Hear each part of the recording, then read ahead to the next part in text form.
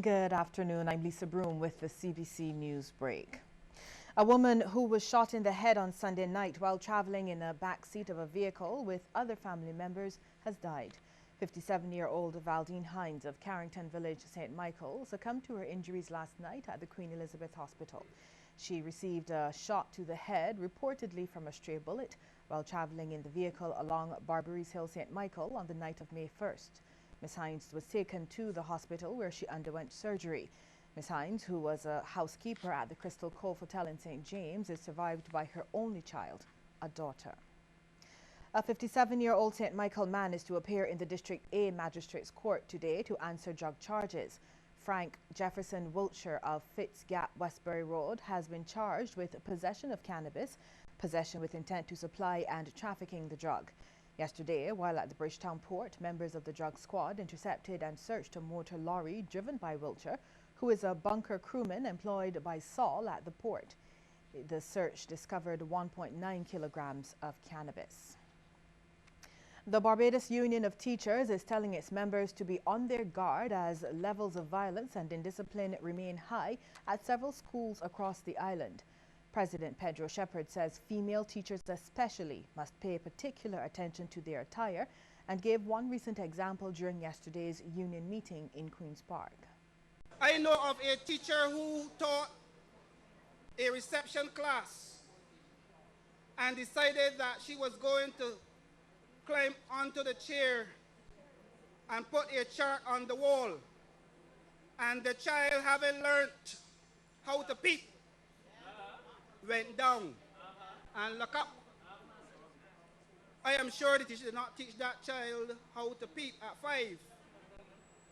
So we have children coming into our schools who are well taught in the home, and we have to be very careful. Where possible, teachers, females, wear pants. Where possible, let your 2 eyes, and the older teachers always said, I have eyes behind my back. Open those as well. The BUT is expected to write Prime Minister Frandl Stewart requesting a meeting with him to resolve several issues facing teachers, as they're still waiting to have a hearing with Education Minister Ronald Jones. Barbados needs to have a first-class conference facility as part of its tourism and international business thrust.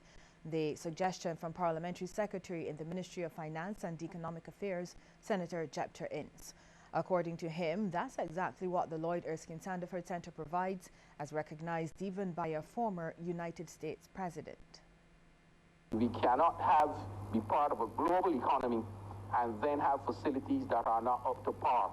And we are aware that sometimes companies do come to Barbados to have the board of directors meetings and large conferences. We know that the former president of the United States made a comment about the world-class facility we have here in Barbados when Bill Clinton came here for those couple hours. And he looked at the facility and he says it was world-class, comparable to anything else that he would have seen in his tour of duty as president.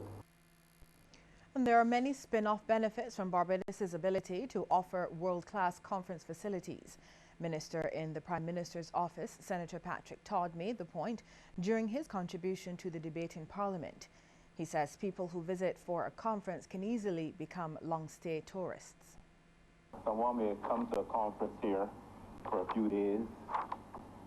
Of course, they will spend some money in terms of, patronizing the restaurants, the places of entertainment, the shopping facilities in terms of souvenirs for sure. And then, of course, it would sort of whet their appetite, this short experience, as Senator Ince mentioned, and that is how we end up with them returning on subsequent occasions with their families, perhaps to spend a week or 2 or even more. The Barbados Association of Tourism Employees, or BATE, is playing its part in making Barbados the best it can be. With tourism being a major driver of the island's economy, the BATE is focusing on bringing excellence to the sector through development of its members who work in the industry. Project Manager of Seaweed Byproducts and Other Products Development at the BATE, Tiffany Husbands, listed some of the benefits that will be available to members.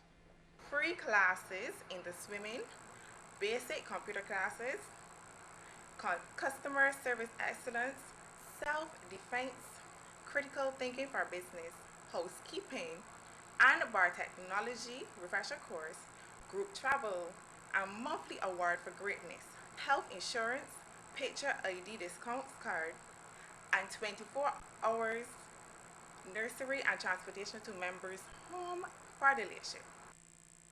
Sales and Marketing Executive Latoya Holder says they will also embark on a debushing and beautification program along the west and south coasts.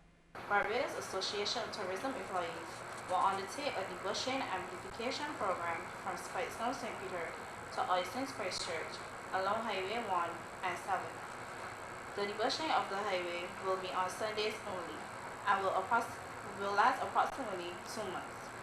While the beautification effort will see the installation of white and colored lights, paintings, placing of new garbage bins, and landscaping the following areas: Spitestone St. Peter, Old Town St. James, St. Lawrence Gap, Maxwell Post Road, and Oystons Christchurch. Also in the works is a Champions Tribute and Concert honoring the West Indies cricket teams and Carifta medalists' recent accomplishments. The concert will be held on June 4th at the Usain Bolt complex.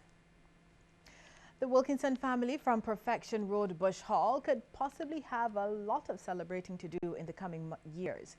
3 siblings from the family are all nearing the 100-year-old mark, and Doris Wilkinson is leading the trio. Yesterday, she reached the treasured landmark, and family and friends, as well as the Governor General, gathered at her home in celebration of her 100th birthday. Suzanne Wilkinson, one of Doris's 22 grandchildren, says growing up, her grandmother was always very strict. I never got lashes from her, but I think she just had to speak, and then you know, where's the score? Yeah. Well, close behind Doris is her brother, who is 98 years old, and her sister, Evelyn Griffith, who is 90 years old. Miss Wilkinson still has her husband of 60 years, Gilbert, and he is 91 years of age. Suzanne says, like her grandmother's siblings, Doris is healthy for her age.